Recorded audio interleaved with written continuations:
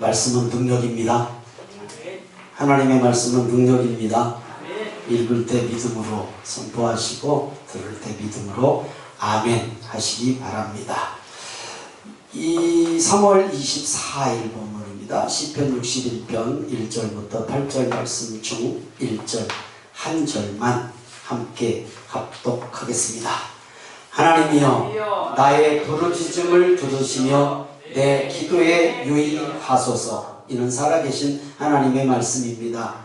아멘. 하나님 아버지, 종려주일 이제 한 주간 고난의 길을 가신 예수님을 묵상하며 깨어 기도하는 성도들 되기를 원합니다. 오늘도 이 주신 말씀을 통하여서 고난의 의미를 다시 한번 새겨보며 하나님이 기뻐하시는 성도의 삶을 살아가는데 유익한 시간이 되게 하옵소서.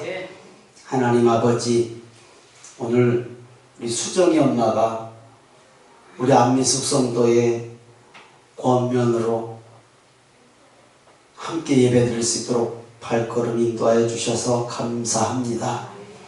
이제 수정이 아빠도 예수 믿고 구원 백성 신앙 회복하여 주님의 기뻐하신 삶 사는 복된 가정 이루게 하옵소서. 온 가족이 영육간 강건하고 행하는 모든 일 형통하여서 하나님이 기뻐하시는 하나님 나라 백성으로 생명책에 기록되어 영원토록 주님과 동행케 하옵소서. 복되게 하옵소서. 말씀 함께 은혜되게 하실 것을 믿고 예수님 이름으로 기도드리옵나이다. 아멘. 말씀드린 것처럼 종려주일이라고 합니다. 고난주일이라고 합니다. 십자가를 지시기 위해서 죽음의 길을 묵묵히 가신 고난주간이 이제 내일부터 시작됩니다. 오늘 말씀을 통해서 시편의 다윗의 기도와 십자가에서 부르짖으신 예수님의 기도를 생각해 보고자 합니다. 설교 제목 따라합니다. 단장의 고통. 단장의 고통. 단장의 고통. 네, 단장의 고통. 이해하시죠? 우리가 사는 이 동네를 시내에서 오려면 유명한 고개를 하나 넘습니다. 무슨 고개? 지금 잘하셔요. 미아리고개 하면 떠오르는 얘기가 뭐죠? 단장의 미아리고개란 대중가요가 있어요. 이건 6.25 때 북한으로 묶여서 끌려가는 가족들을 보면서 단장이라고 하는 표현이 나왔죠. 단장의 뜻은 끊어질 단, 창자장. 창자가 끊어지는 아픔이란 말이에요. 창자가 끊어지는 아픔, 단장의 고통. 이 말씀을 통해서 다윗의 기도와 예수님의 기도에 단장을 한번 생각해 보세요. 단장. 창자가 끊어지는 아픔을 한번 생각해 보고자 합니다. 저는요, 단장의 고통을 조금 비슷하게 체험해 봤어요. 비슷하게. 저한테는 컸지만 어디 감히 이 예수님 단장의 비유를 하겠어요. 청소년 사역을 맡아서 첫 사역 여름 수련회, 박광범 선교사님한테 청소년 사역을 인수인계 받아서 박광범 선교사님이 말레이시아 페낭으로 나가시고 지금 23년째죠. 23년. 잘 알죠. 제가 첫 사역할 때 박광범 선교사님 사역을 제가 그대로 맡았으니까 선교사님은 이제 말레이시아로 나가고, 그때 수련회 마지막 날 저녁 부흥의 시간, 기도 시간. 그때 아이들 데리고 기도 시간이 장장 2시간에서 3시간이었었어요. 목은 목대로 쉬었고 마지막 날까지 기도는 그렇게 목이 터지더라 했는데 하나도 안 배우는 것 같아. 장난치고 기득거리고 기도하는 사람이 눈물을 흘리면 지들이 기득거리고 마지막 날 저녁에 이것들 오늘 저녁에 변화 안 되면 뭐 허탕이잖아. 허탕. 그냥 놀러 온 거지 뭐. 경포대로 갔는데, 경포대 교회 하나 빌려서 갔는데 정말로 안타까웠어요. 지금 그런 마음을 또 주셨으면 좋겠어요. 그때는 왜 그런 마음이 드는지 하여튼 안타까웠어요. 그런데 막 혼자 안 되니까 같이 갔던 우리 박성수 목사님이라고 계세요. 그 분도 막 같이 마이크를 들고 같이 교대를 했는데 마이크를 넘길 때 제가 뱃속에서 뭐가 탁 끊어지는 느낌을 받았어요. 그냥 찢어지는 느낌. 무척 아팠어요, 통증이. 그것도 좀 괜찮으니까 하면서 견딜만 하니까 이제 다 마치고 토요일날 교회를 와서 주일날 찬양인도를 도저히 못하겠어요. 제가 3시, 11시 예배를 찬양인도를 했는데 도저히 찬양인도가 안 돼. 목은 목대로 쉬어서 안 되고 배가 살살 기분 나쁘게 아파. 기분 나쁘게. 언제 화장실을 뛰어갈 줄 모르는. 하여튼 기분 나쁘게 아파요. 그래서 목사님한테 제가 이 말씀, 목사님 제가 사실 요즘에 찬양 딴 사람으로 세우시죠. 찬양 할 사람들은 좀 있었으니까 일부가 예배가 그때 몇 부까지 있었습니다. 근데 목사님 하신 말씀이 저를 찬양을 꼼짝 못하게 찬양을 하게 만들었어요. 나는 그때도 제가 이런 거 입었거든요. 요거 입은 것을 박강범 목사님한테 배웠어. 그때 가니까 요걸 입고 계시더라고요. 아이고 좋다. 넥타이 맨날 색깔고른 입었는데 박강범 목사님 이걸 입고 오시는데 그래서 제가 박강범 목사님한테 이걸 배워서 입고 있어서 지금까지 저 20년 이상 이것만 입는데요. 찬양 인도할 사람은 저 말고도 있었어요. 근데 제가 11시에 찬양을 인도했는데 목사님한테 말씀드릴 때 이렇게 말씀하시더라고요.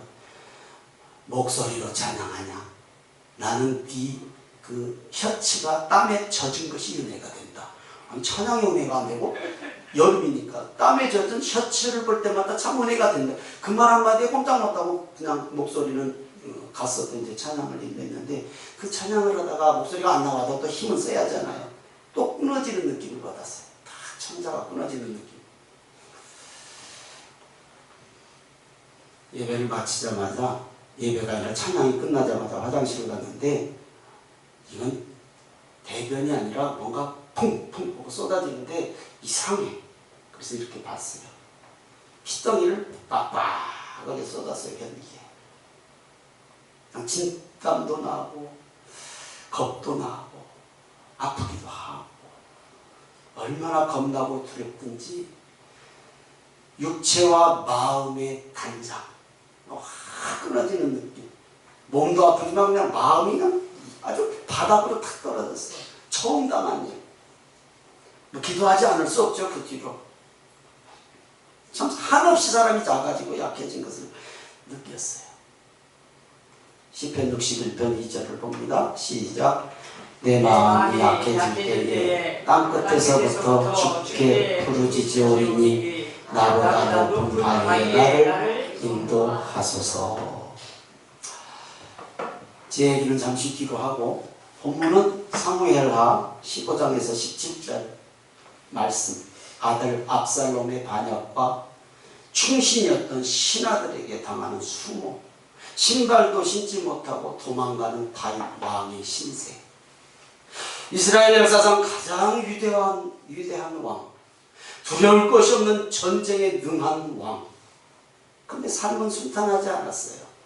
생명의 위협과 배신, 자신을 죽이려는 사울왕을 피해서 10년 이상을 쫓기는 삶을 살았고 이방 땅으로 도망가서 미친 척하며 삶을 구걸하는 그런 다윗의 삶.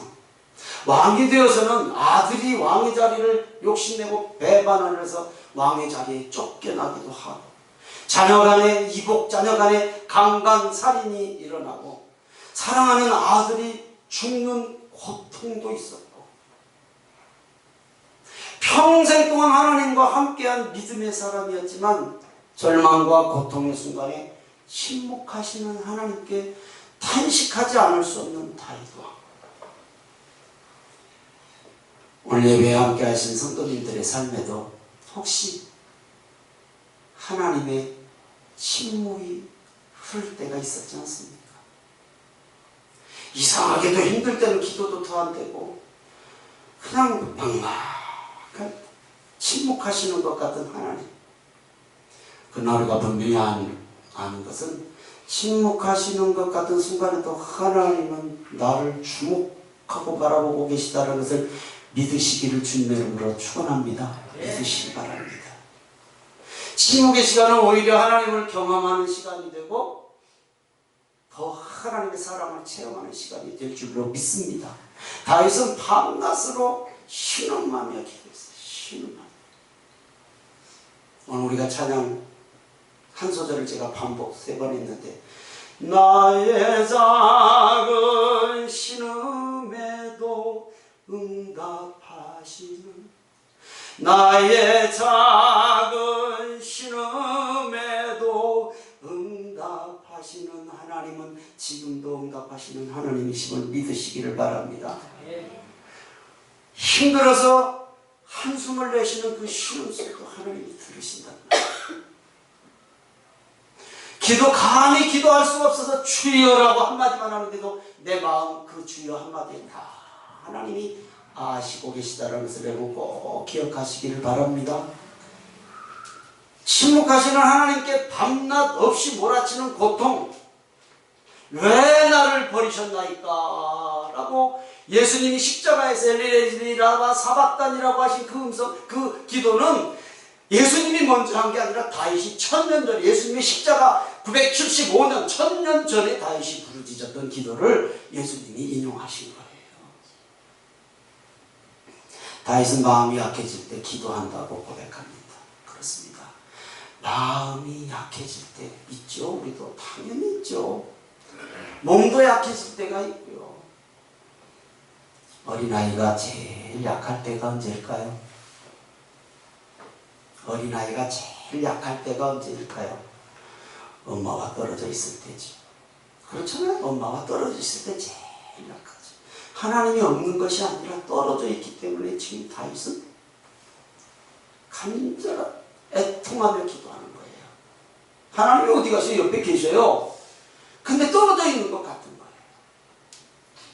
다윗은 땅 끝에서부터 기도한다라고. 땅 끝에서부터 높은 바위 위에 인도해달라고 부르짖어 기도하고 있잖아요. 땅 끝은 이방 땅을 의미하기도 하지만 더 이상 물러설 곳이 없는 막다른 골목. 더 이상 물러설 곳이 없어요. 물러서면 낭떠러지기고 물러서면 절벽이고 도대 어디로 갈 수 없는 그런 막다른 곳. 즉 하나님이 전혀 느껴지지 않는 깜깜한 밤 같은 때라고 표현한 거예요. 오늘 설교 제목을 통해서 보면 하나님과 단절되어 있다라고 하는 그 고통을 부르짖는 기도거든요. 시편 61편 3절 4절입니다. 시작. 주는 나의 피난처시요 원수를 피하는 견고한 방패이시니이다. 내가 영원히 주의 장막에 머물며 내가 주의 날개 아래로 피하리이다. 셀라. 나의 피난처 되시고 피할 견고한 방패이신 하나님께 부르짖어. 영원히 하나님의 장막에 머물고 싶고 주의 날개 아래 피하고 싶다라고 기도해요. 항상 하나님과 딱 붙어 살고 싶습니다. 날개 속에 있는 것처럼 그런 간절함.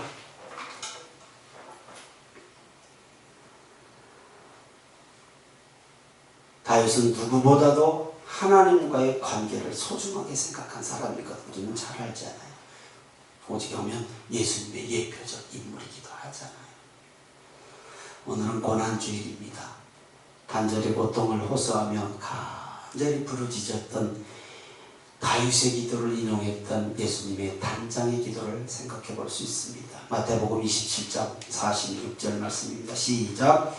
제 부식쯤에 예수께서 크게 소리질러 이르시되 엘리 엘리 라마 사박다니 하시니 이는 곧 나의 하나님 어찌하여 나를 버리셨나이까 하는 뜻이라. 사랑하시는 하나님께서 나를 포기하셨다고 하는 고뇌, 고통, 창자가 끊어질 것 같은 아픔, 그 상황 속에서 나의 하나님이라고 부르짖어요. 어찌해서 나를 버리셨나이까 라고 부르짖는 단장의 고통, 단장의 기도가 온 인류를 위한 기도였고 오늘 예배에 함께 하신 저와 여러분을 위한 절규의 기도라는 것을 꼭 기억하시기를 주님의 이름으로 축원합니다. 이 한 주간 여러분 새벽을 깨우는 건 당연하지만 어디서든지 주님이 나를 위해서 십자가를 지셨다라고 하는 생각을 묵상 깊이 해보시기 바랍니다. 잘 묵상 안 될 수 있어요. 알기는 하는데 이게 나한테 체육이 돼야 되잖아요. 실제가 돼야 되는데 기도하시면 성령께서 역사하셔서 체육하게 하실 것을 믿습니다. 아멘. 기도에 무릎 꿇는 그곳, 거기 하나님이 계십니다. 아니죠? 계십니다. 하나님은 우리의 상한 마음을 받으세요. 상한 심령을. 다윗이 기도했던 그 기도를 예수님이 인용했다고 그랬죠. 시편 43편 2절 상반절 같이 읽습니다. 시작. 주는 나의 힘이 되신 하나님이시거늘 어찌하여 나를 버리셨나이까. 이 기도를 예수님께서 십자가에서 인용하신 거예요. 다윗은 알았어요. 하나님은 어떤 내 마음을 받으시는가. 시편 43편 17절입니다. 시작. 하나님께서 구하시는 제사는 상한 심령이라. 하나님이여 상하고 통회하는 마음을 주께서 멸시하지 아니하시리이다. 아멘. 여러분, 상한 심령을 하나님이 좋아하시고 받으신단 말이에요. 이건 다른 말로 표현하면 간절한 마음. 그렇죠? 간절한 마음. 회개하는 심령. 애통하는 심령을 받으신다. 그래서 하나님께서 기뻐 받으시는 예배는 항상 하나님과 함께 딱 붙어있는, 그러니까 날개 아래 피하고 싶다라고 간절히 기도하는 다윗을 통해서 우리도 마찬가지입니다.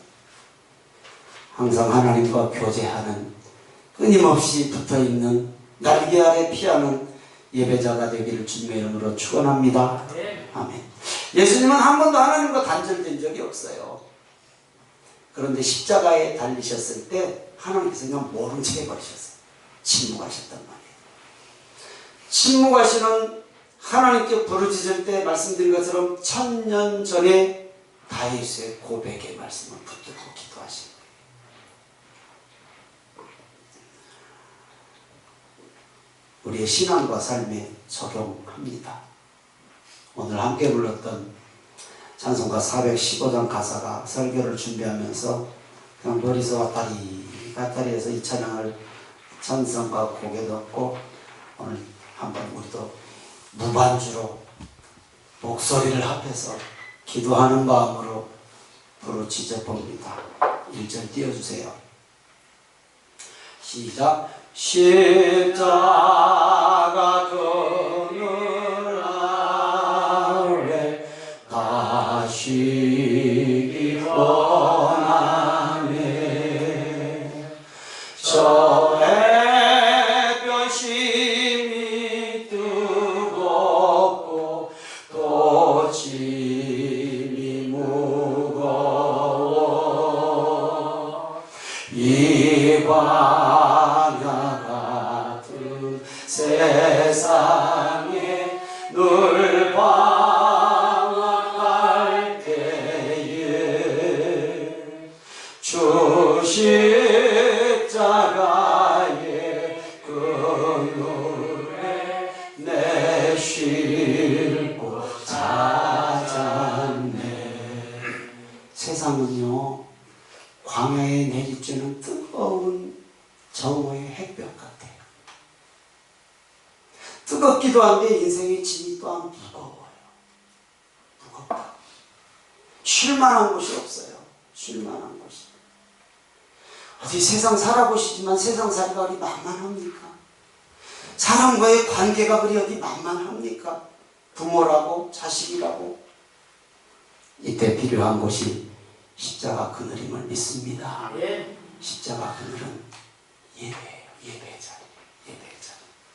진정한 평안은 예배드릴 때 옵니다. 아멘입니까? 2절 또 함께 합니다. 2절. 내 눈을 밝히 떠서 저 십자가 볼 때 날 위해 고난 당하신 주 예수 보인다. 그 형상 볼 때 내 맘에 끈 찔림 받았어. 그 사랑 감당 못하여 눈물만 흘리네. 십자가 그늘 아래에 오면 십자가에 달리신 주님을 체험할 수 있어요. 나를 위해 죽으신 예수님을 만날 수 있단 말이죠. 말씀을 통해서, 찬양을 통해서, 설교를 통해서 내가 죄인임을 알게 되고 죄인임을 고백함으로 십자가의 사랑을 깨달을 수가 있단 말입니다. 우리 세상살이가 힘들어서 올 때도 있고, 이방 땅이라고 하는 막막한, 더 이상 어디로 피할 수도 없어 막막해서 올 때도 있고, 안타까워서 올 때도 있고, 고통스러워서 흘리는 눈물이 우리한테도 있거든요. 여러분이 예수님 등져서 자꾸 멀어짐으로 인해서 예수님 눈에 눈물 나게 하지 마시기 바랍니다. 장 목사 눈에 눈물 나게 하지 마시기 바랍니다. 아멘. 안 할 판이요? 아니요? 그러지 마세요. 절대 그러지 마세요.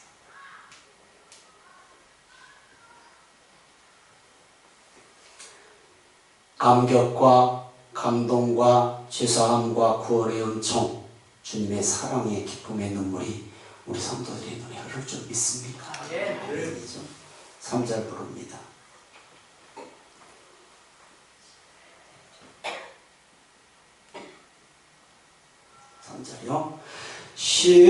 십자가 그늘에서 나 길이 살겠네. 나 사모하는